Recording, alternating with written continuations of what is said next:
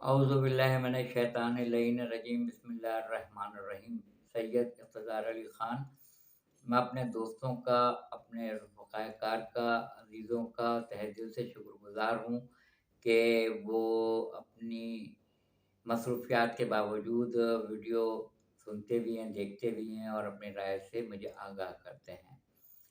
زیادہ تر میرے پاس جو کمنٹس آتے ہیں وہ میسنجر کے اوپر آتے ہیں یا واٹس ایپ کے اوپر آتے ہیں۔ آج کا جو عنوان ہے وہ ہے غیب، غیب، پوشیدہ بات، غیب۔ تو قرآن مجید میں جگہ جگہ یہ لکھا ہوا ہے کہ اے رسول صلی اللہ علیہ وآلہ وسلم ان سے کہہ دیجئے کہ غیب کے متعلق تو اللہ تعالیٰ کی ذات ہی جانتی ہے، بس میں تو اتنا ہی جانتا ہوں جتنا اللہ تعالیٰ نے مجھے بتایا ہے۔ تو لوگوں نے اس ترجمے سے اس بات کا مفہوم لیا کہ غیب کا علم رسول خدا صلی اللہ علیہ وآلہ وسلم کو نہیں آتا تھا، جبکہ ایسی بات نہیں تھی۔ کیونکہ یہ بہت میں کوشش کروں گا پارٹ 1 پارٹ 2 ہو سکے گا تو اس کا بناؤں گا میں غیب کے اوپر، یہ حصہ اول ہی سمجھیں آپ۔ کیونکہ 30 پارے قرآن مجید میں اور جس کا پہلا پارہ الف لام میم، اس میں جو شروحاتی ہو رہی ہے وہ یہ ہو رہی ہے کہ اس کتاب میں کوئی شک و شبے کی گنجائش نہیں ہے، اور حروف مقطعات سے اس کا آغاز ہو رہا ہے۔ بسم اللہ الرحمن الرحیم، الف لام میم، یہ حروف مقطعات ہیں۔ ذالک الکتاب لا ریب فیہ، یہ وہ کتاب ہے۔ اب دیکھیے آپ نے، ذالک الکتاب لا ریب فیہ، یہ وہ کتاب ہے جس میں شک و شبے کی گنجائش نہیں ہے، اور جو متقیوں کے لیے ہدایت ہے۔ متقیوں کے لیے پہلا سوال تو یہ ہوتا ہے کہ جب متقی کہہ دیا تو ہدایت یافتہ تو ہو گئے۔ جب متقی اللہ تعالیٰ نے ان کو کہہ دیا تو یعنی وہ ہدایت تو پا ہی چکے ہیں، پھر اللہ کیوں یہ کہہ رہا ہے کہ یہ متقیوں کے لیے ہدایت ہے یہ کتاب؟ یہ لمحہ فکریہ ہے۔ کیونکہ ہم کلمہ گو لوگوں کو 3 کیٹیگریز کے اندر ان کو ہم تقسیم کریں گے: اہل اسلام، اہل ایمان اور متقی، یہ درجے ہیں۔ ابھی رسول صلی اللہ علیہ وآلہ وسلم ان سے کہہ دیجئے کہ ابھی تو کلمہ ان کی زبان کے اوپر آیا ہے، ان کے قلب میں تو داخل ہی نہیں ہوا، یہ اہل اسلام ہے۔ جب کلمہ ان کے قلب میں چلا جائے گا تو اب وہ ایمان لے آئے، اور جب وہ ایمان لے آئے تو کسی نے امام جعفر صادق علیہ السلام سے پوچھا تھا، فرزند رسول متقی کسے کہتے ہیں؟ تو آپ نے فرمایا خدا جہاں دیکھنا چاہتا ہے وہاں سے غیر حاضر نہ رہنا، اور جہاں دیکھنا نہیں چاہتا ہے وہاں موجود نہ رہنا۔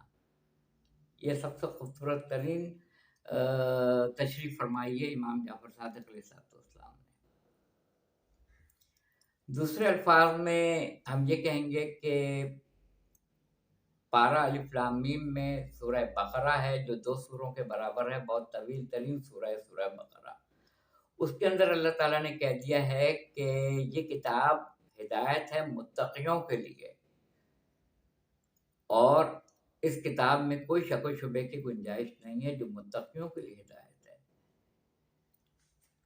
یعنی متقی جب اللہ نے کہہ دیا پھر بھی ضرورت ہے ہدایت کی انسان کو۔ اس میں سب سے اہم ترین پہلو یہ ہے کہ اسلام لا چکا، ایمان لا چکا، متقی ہو چکا، اب ہدایت کی ضرورت ہے۔ یہ غور طلب بات ہے۔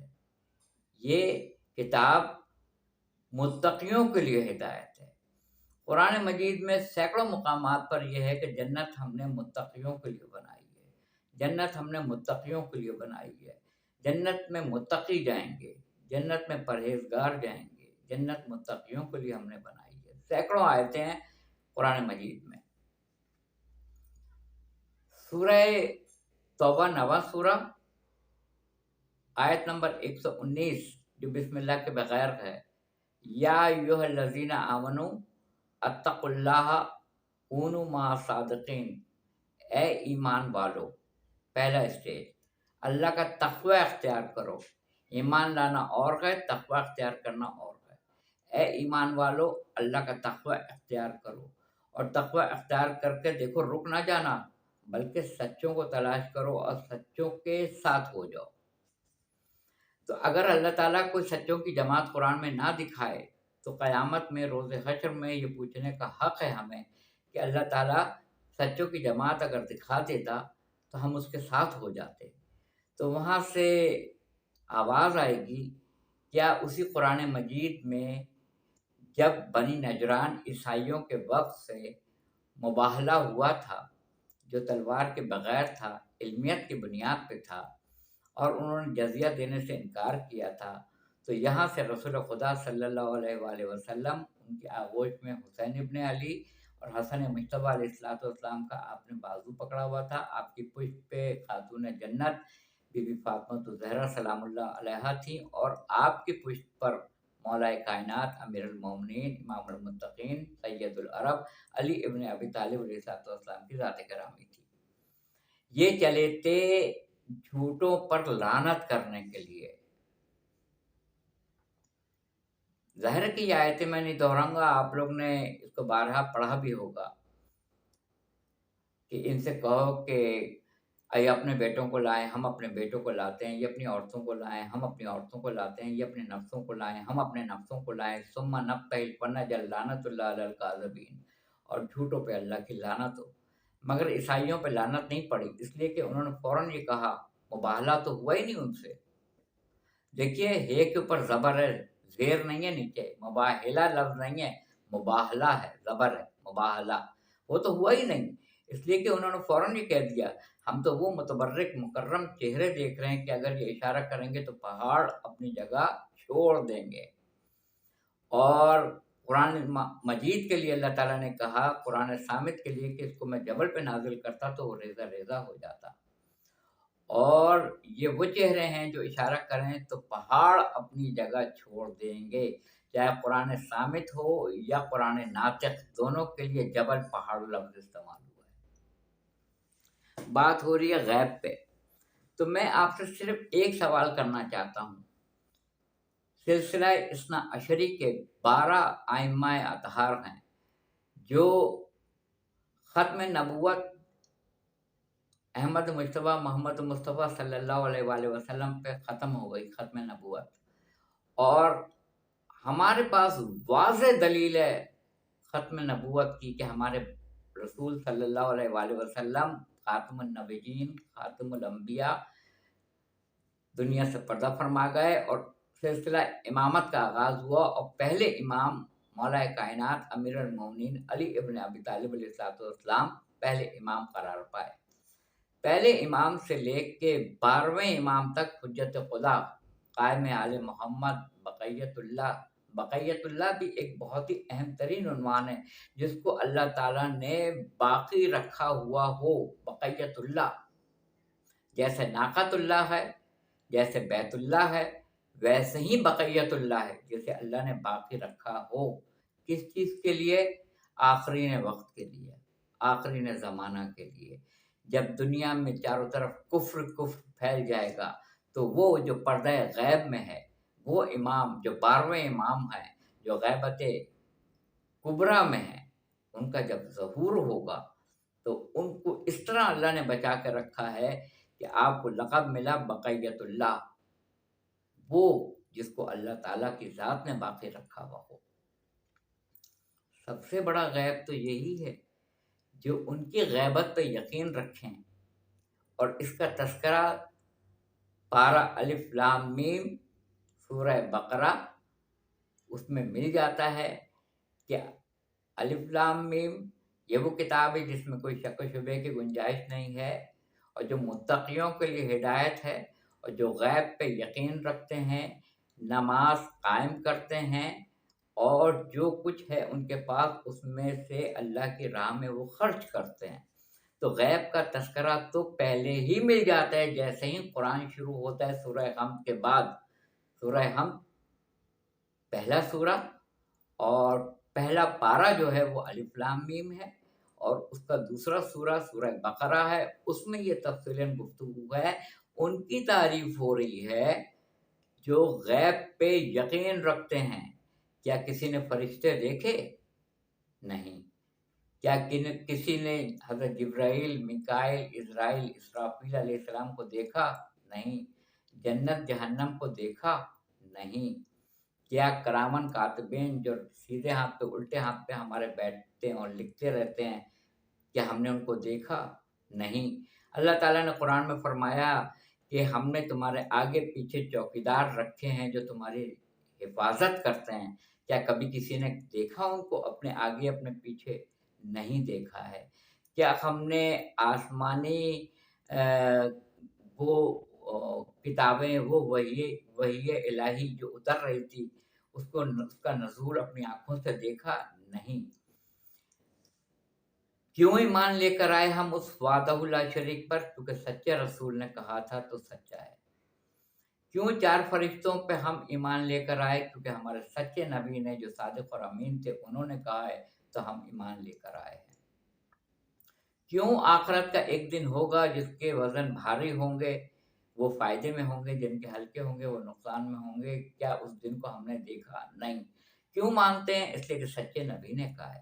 سچے نبی نے جتنی باتیں بھی قرآن مجید میں بیان کر دی ہیں وہ ہو کے رہیں گی، اس لیے کہ سچا نبی ہے اور سچے خدا کی طرف سے آیا ہے، تو ہم قرآن پہ بھی یقین رکھیں گے، اس کی ایک ایک آیت پہ یقین رکھیں گے، جنت جہنم پہ یقین رکھیں گے، فرشتوں پہ یقین رکھیں گے، کتابوں پہ یقین رکھیں گے، 1,24,000 انبیاء مرسلین پہ یقین رکھیں گے، جزا و سزا پہ یقین رکھیں گے۔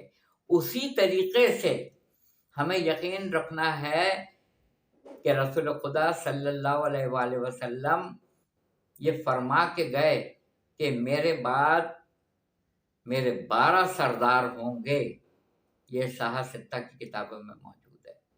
میرے بعد 12 سردار ہوں گے، 12 سردار میں سے 12واں سردار جو ہے، جو حجت خدا ہیں، جو قائم آل محمد ہیں، جو امام مہدی اجل اللہ تعالیٰ فرجہ ہیں، وہ پردہ غیب میں ہیں۔ سب سے بڑی غیبت تو یہ ہے، ان کی تعریف ہو رہی ہے جو غیب پہ یقین رکھتے ہیں۔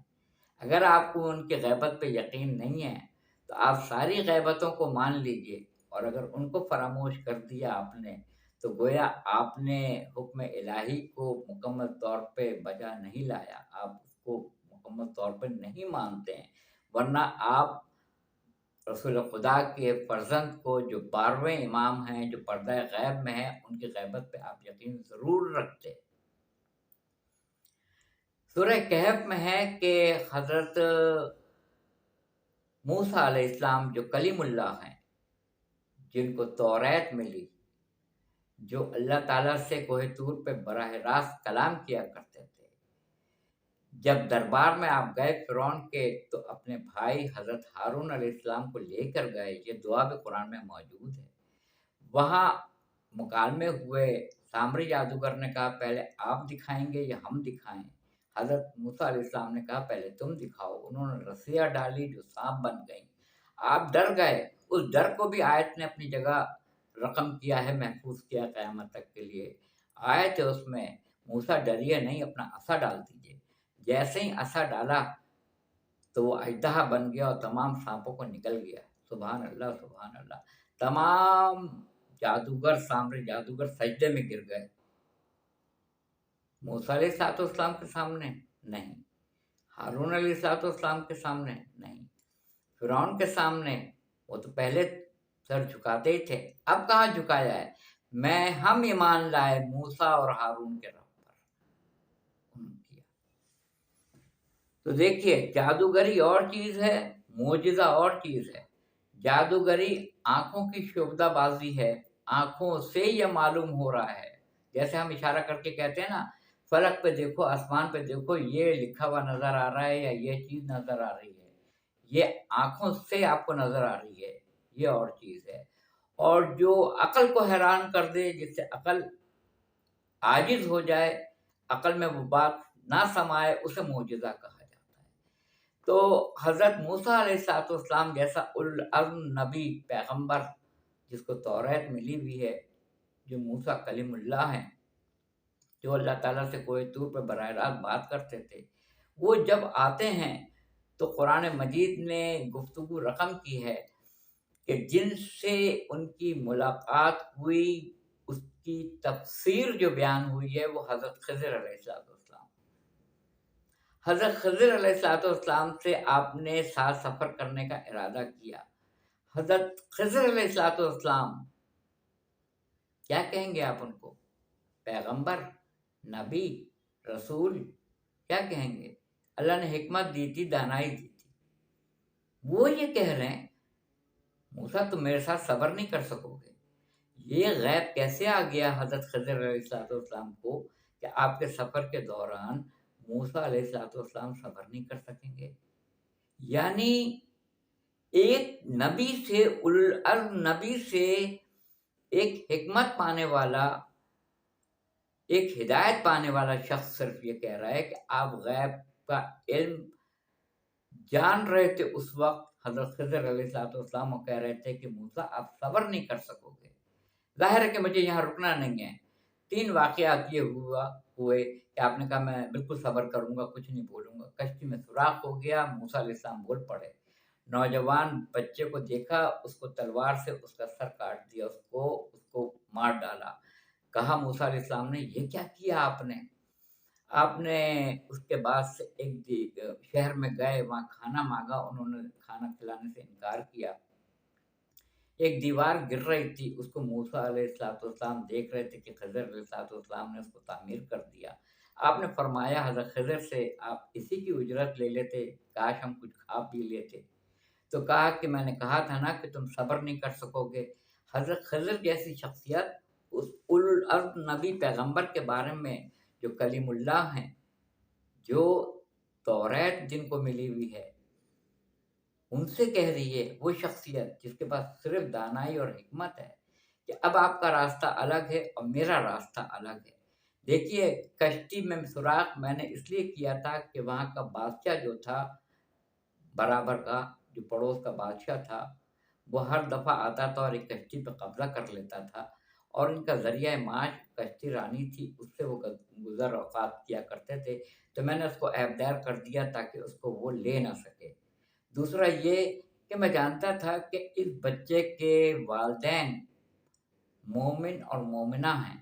یہ غیب ہے، یہ بھی غیب ہے. کیسے پتہ چل گیا حضرت خضر علیہ السلام کو؟ کیا انہوں نے نسلیں دیکھ لی تھی کہ اس بچے کا باپ مومن ہے اور اس کی ماں مومنہ ہے، اور یہ بڑے ہو کے ایسا نہ ہو کہ ان کو سرکشی کے اوپر آمادہ کرتا اور ان پہ مظالم ڈھاتا، تو اس سے پہلے کہ یہ ان کے ساتھ یہ رویہ کرتا میں نے اس کو قتل کر دیا، اس کو مار دیا.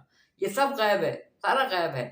پھر آپ نے کہا کہ دیوار میں نے اس لیے تعمیر کی تھی کہ بچے بڑے ہو جائیں، بالغ ہو جائیں، تو ان کے باپ نے ترکے میں جو جائیداد زمین کے نیچے، دیوار کے نیچے دفن کی ہے، یہ بڑے ہو کے اس کو نکال لیں. تو ایک حکمت پانے والے، ایک دانائی پانے والے حضرت خضر علیہ السلام کے پاس اتنا علم تھا اس وقت، جو اس وقت حضرت موسیٰ علیہ السلام کے پاس نہیں تھا. آئیے دوسرا واقعہ آپ کو سناتے ہیں. حضرت سلیمان علیہ السلام کا لشکر گزر رہا تھا. بعض جگہ نمل، چونٹی یا چونٹا، ان کی گفتگو ہوئی کہ اس کی سردار نے یہ کہا اپنے بلوں میں چلے جاؤ، ایسا نہ ہو کہ سلیمان علیہ السلام کا لشکر ہمیں کچلتا ہوا گزر جائے اور ان کو شعور بھی نہ ہو. یہ قصص الانبیاء میں ہے. کہیں چونٹی ہے، کہیں چونٹا ہے. آپ وہاں پہنچے، آپ نے حضرت سلیمان علیہ السلام نے اپنے ہاتھ کے اوپر اس کو بلند کیا اور یہ پوچھا کہ بتا اس وقت افضل کون ہے؟ تو اس چونٹی نے یا چونٹے نے کہا کہ میں افضل ہوں، اس لیے کہ میں آپ کے دست مبارک کے اوپر ہوں. تو جو دست مبارک پہ آ جائے وہ اتنا افضل ہو جاتا ہے، اور جو دوش رسول پہ سوار ہو جائے وہ کتنا افضل ہوگا.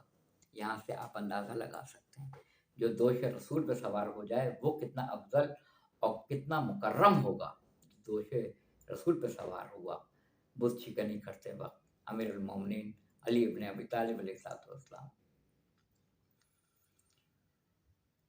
تو یہاں پہ آپ کو حضرت سلیمان علیہ السلام کو ساری وہ چیزیں ملی تھی جو حضرت داؤد علیہ السلام کے پاس تھیں. ہوا، آگ، پانی، جنات، چرند، پرند، سب پہ آپ کو دسترس حاصل تھی. آپ کو اختیارات تھے. آپ پھولوں سے بات کرتے تھے، پودوں سے بات کرتے تھے، درختوں سے کلام کرتے تھے، جنات سے کلام کرتے تھے، ہواؤں پہ آپ کا کنٹرول تھا، آپ کی وہ قالین تھی جو فضا میں بلند ہوتی تھی، جس پہ آپ پرواز کرتے تھے اور آپ ایک جگہ سے دوسری جگہ جاتے تھے۔ حضرت سلیمان علیہ السلام وہاں چونٹیوں کی ملکہ اس نے یہ بات کہی کہ اپنے بلوں میں چلے جاؤ، کہیں ایسا نہ ہو کہ سلیمان کا لشکر ہمیں کچلتا ہوا گزر جائے۔ یہ غیب کیسے آ گیا حضرت سلیمان علیہ السلام کے پاس کہ وہاں اس چونٹی نے کہا، اور یہاں حضرت سلیمان علیہ السلام نے یہ بات سن لی آپ نے، اور آپ نے کہا کہ تم نے یہ کیسے سمجھ لیا کہ ہم تمہیں کچلتے ہوئے گزر جائیں گے؟ یہ کیسے سن لیا؟ یہ قرآن مجید کی آیتیں میں آپ کے سامنے اس کا ترجمہ بیان کر رہا ہوں۔ سب سے بڑی بات یہ ہے کہ جب رسول، نبی، پیغمبر کسی رہوار پہ یا کسی اونٹنی پہ یا کسی بھی سواری پہ سوار ہوگا تو وہ تو معجز نما ہو جائے گی، اس لیے کہ موسیٰ کلیم اللہ ہیں، صاحب توریت ہیں، آپ کو اللہ تعالیٰ نے نبی بنایا ہے۔ آپ جس رہوار پہ، جس سواری پہ سوار ہوں گے وہ معجز نما ہے، مگر آپ کے پیچھے جتنے لشکری ہیں وہ تو رسول نہیں ہیں، وہ تو پیغمبر نہیں ہیں، وہ تو نبی اللہ نہیں ہے، نبی نہیں ہے۔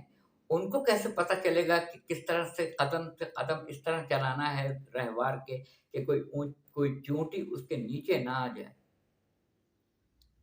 کہنے کا مطلب یہ ہے کہ اگر سپہ سالار ایسا ہے جو پار اتار دے تو کسی کی مجال نہیں تھی کہ کوئی چونٹی، معمولی سی چونٹی کسی بھی سپاہی کے رہوار کے نیچے یا سوار کے نیچے یا سواری کے نیچے دب کے مر جاتی۔ جب کہہ دیا حضرت سلیمان علیہ السلام نے کہ کیسے مرے گی کوئی، تو نے یہ کیسے جان لیا، اس کا مطلب یہ ہے کہ کوئی بھی اس وقت چونٹی اس سواری کے پیر کے نیچے آ کے دب کے نہیں مری جب نبی نے کہہ دیا۔ تو جب آپ دریائے نیل کے پاس پہنچے، کہا کہ موسیٰ عصا ڈال دیجئے، موسیٰ علیہ السلام کو کہا۔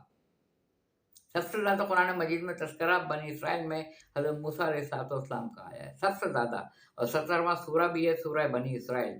آپ تلاوت کیجیے گا ترجمے کے ساتھ، پڑھیے گا۔ طویل ہو گئی ہے، میں اس کا پارٹ 2 بھی بناؤں گا غیب کے اوپر۔ عصا ڈال دیجیے، عصا ڈالا، پانی سیدھے ہاتھ الٹے ہاتھ کی طرف تقسیم ہو گیا اور راستہ بن گیا، اور موسیٰ علیہ السلام اور ان کے پیچھے ان کے سوار جتنے تھے وہ گزر گئے۔ اتنے میں فرعون آیا، فرعون نے اپنی سواری ڈالی اور اس کے لشکری پانی میں گئے، وہ بھی گیا اور پانی برابر ہو گیا۔ وہاں سے آیت کا نزول ہوا جو آج تک قرآن مجید میں محفوظ ہے، تمہاری روح بدکار گئے، اس کا ٹھکانہ جہنم ہے، مگر تمہارے جسم کو ہم بچائیں گے تاکہ آنے والوں کے لیے عبرت ہو۔ اور اس نے مرتے وقت ایمان لایا، اللہ سے استغفار کی، توبہ کیا، تو موت کو دیکھتے ہوئے اگر کوئی توبہ کرے گا تو اس کی توبہ قبول نہیں ہوگی۔ ابھی بھی وقت ہے، کب موت آ جائے نہیں پتا، استغفار کر لیں، توبہ کر لیں، اللہ سے معافی مانگ لیں، وہ تواب ہے، وہ بار بار آنے والوں کو، توبہ کرنے والوں کو پسند کرتا ہے۔ اللہ کو جانماز پہ بیٹھ کے استغفار، رونا، گریا اور اپنے کیے پہ پشیمانی بہت پسند ہے۔ اس کو دعا کرنا، اس کو استغفار بہت پسند ہے، اس کو درود۔ تم بھی انتظار کرو، میں بھی انتظار کرتا ہوں، تم بھی لعنت بھیجو، میں بھی لعنت بھیجتا ہوں، تم بھی درود بھیجو محمد اور آل محمد پر، میں بھی بھیجتا ہوں۔ تو جیسے ہی وہ پانی برابر ہوا اور وہ اس میں غرق ہو گیا، فرعون اس میں غرق ہو گیا، مگر اس کا جسم بچایا ہے، قیامت تک آنے والوں کے لیے عبرت کے لیے بچایا ہے۔ اور یہیں پہ میں ختم کرتا ہوں، اس کا پارٹ 2 بعد میں بناؤں گا، اپنی رائے سے مجھے آگاہ کیجیے گا۔ عنوان غیب ہے، غیب کے اوپر مجھے تفصیلاً گفتگو کرنی ہے۔ اس کے بعد اور بے شمار واقعات ہیں۔ سورہ التکویر 81 نمبر کا سورہ ہے، جا کے آیت نمبر 24 پڑھ لیجیے گا کہ رسول صلی اللہ علیہ وآلہ وسلم ان سے کہہ دیجئے کہ میں غیب کی باتیں بتانے میں ذرا بھی بخل سے کام نہیں لیتا ہوں۔